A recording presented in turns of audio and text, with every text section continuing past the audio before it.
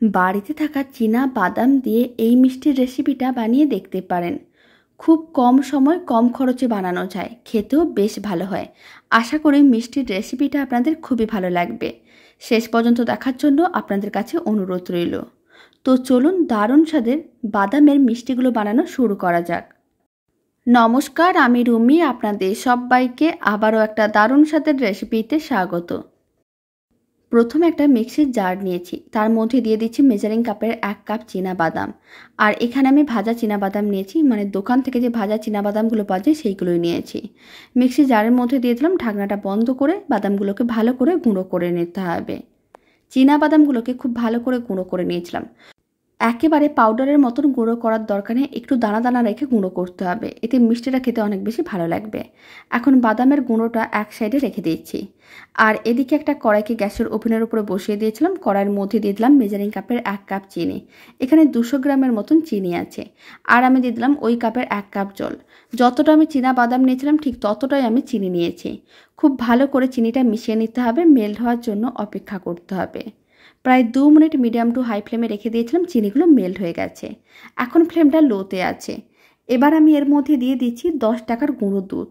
অল্প একটু গুঁড়ো দুধ দিলে দুধের একটা ফ্লেভার চলে আসে আর খেতেও ভালো লাগে। আর দিয়ে দিলাম অল্প একটু এলাচ গুঁড়ো।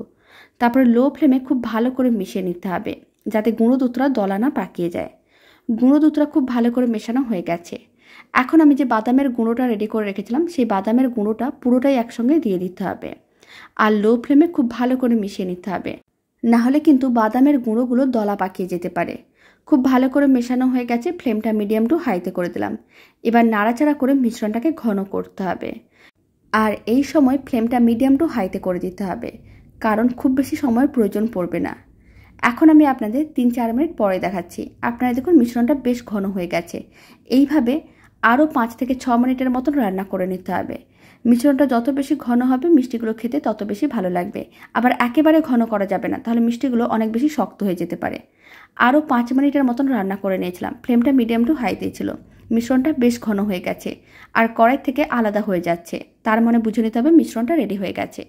এবার ফ্লেমটা অফ করে দিতে হবে আর যে কোনো একটা পাত্রের মধ্যে নামিয়ে ঠান্ডা করে নিতে হবে। এখানে আমি একটা স্টিলের পাত্রের মধ্যে মিশ্রণটাকে নামিয়ে নিলাম। আর আগে থেকে অল্প একটু ঘি ব্রাশ করে রেখেছিলাম, যাতে মিশ্রণটা পাত্রটির গায়ে আটকে না যায়। প্রায় 15 থেকে 20 মিনিট রেখে দিয়েছিলাম, ঠান্ডা হয়ে গেছে। এবার মিশ্রণটাকে এক জায়গায় করে নিতে হবে। তারপরে এইভাবে বেশ কিছুটা পরিমাণ মিশ্রণ নিয়ে নিলাম। এইভাবে ছোটো ছোটো করে অংশ নিতে হবে আর গোল বলের মতন করে বানিয়ে প্রেস করে চ্যাপটা করে নিতে হবে। আর এইভাবে একটা আঙুল দিয়ে দাগ দিয়ে দিলাম, এতে দেখতে মিষ্টিগুলো বেশ ভালো লাগবে। সমস্ত মিষ্টিগুলো রেডি হয়ে গেছে, খেতেও ভীষণ ভালো হয়।